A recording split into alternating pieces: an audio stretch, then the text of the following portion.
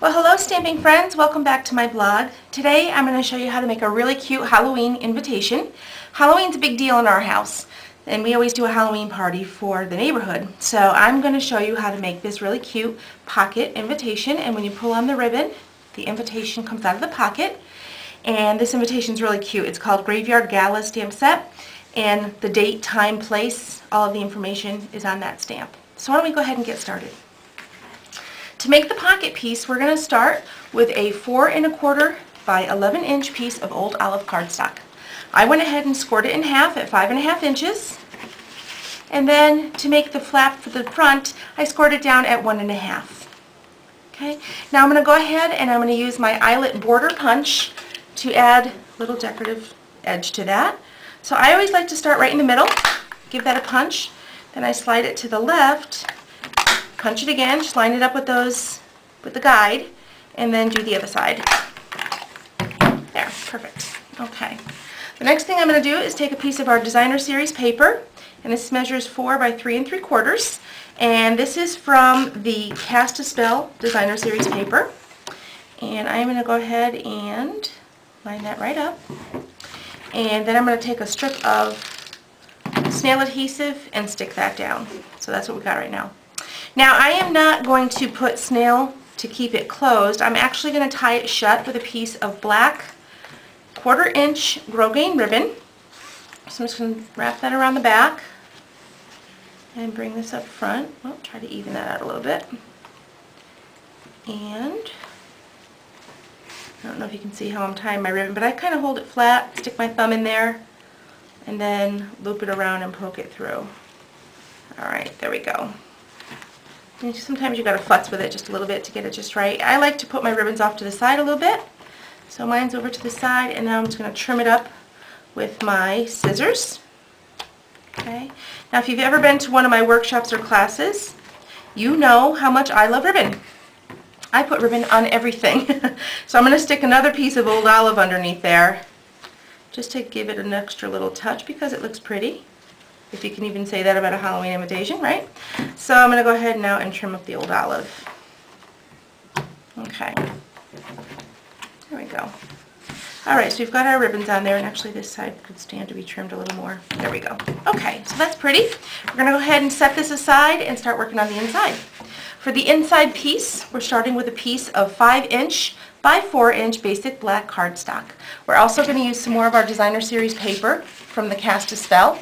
The first piece is old olive print, and this measures 3 3/4 by 3 inches. And I'm going to go ahead and glue that right to the bottom.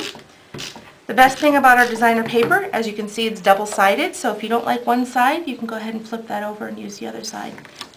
The next piece we're going to use for the top is 3 3/4 by 2 1/2, and this is the Plum Prints paper. But I'm going to go ahead and give that a nice little tear across the edge, my favorite cutting tools, and then go ahead and glue that down. Okay, and that'll go right there. Oops, let me come up a little bit. Okay, so far so good. Gives it a kind of a spooky look. Now I'm going to go ahead and do the grass. And the grass, I used a 3 3/4 by 2 inch piece of old olive. I am going to go ahead and tear that as well, because I want the gravestone to kind of stick out.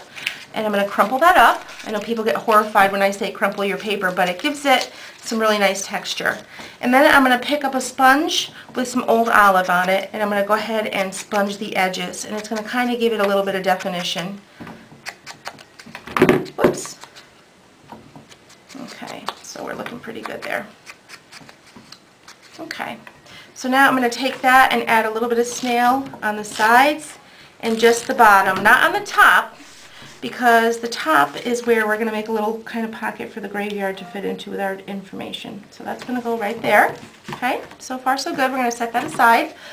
Now for the gravestone, I'm going to use a piece of basic gray cardstock. This is what the stamp looks like. It says Graveyard Gala, and it's got the date, time, and place right on there. Now on larger stamps, I like to kind of flip those over, especially something like this where it's kind of intricate, and really stamp that up really well. Okay, so I'm just going to really ink it up well.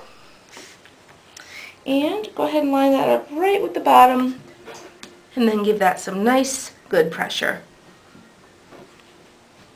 Okay, and voila, we have our invitation right there. Now what I had done ahead of time is I went ahead and just cut that out. Okay, so we're ready to roll with it. And again with the sponging, I have another sponge here. These are the sponges, they come in circles, but I cut them into quarters so I get a little more mileage out of them. And I'm going to sponge the edge of my gravestone. Make it look a little spookier. This is all in the wrist. Okay. Alright, that's pretty good. So now I put some Stampin' Dimensionals on the back. Go ahead and just peel that layer off. Oops, come on, there we go. And the last one here. And I'm just going to go ahead and stick that in there at kind of an angle. There we go, and stick that down. Very cute. Now we're just going to go ahead and punch out a 1/2 inch circle punch. Right here, a little black circle. Right there. I'm going to add a little piece of snail adhesive right behind it. This is where my ribbon's going to thread, so I just stuck that at the top. Punch a hole right here with my 1/8 circle punch. And for the ribbon, I took another piece of black Grosgain and I'm going to fold it in half. And I'm going to go ahead and stick that through. Sure, easier said than done, right? There we go. And then just loop it through. So we're creating kind of a little pull tab kind of thing. And then just go ahead and trim that up. Okay? So now this is going to fit beautifully, I hope. There we go. Beautiful. Right inside my pocket. And that's cool because the gravestone, I like this one better than the one I showed you initially because the gravestone's kind of sticking out. The only thing we're missing at the bottom is a greeting. And I'm going to make that with a piece of scrap Old Olive. And I'm going to ink up this greeting. It says Happy Halloween.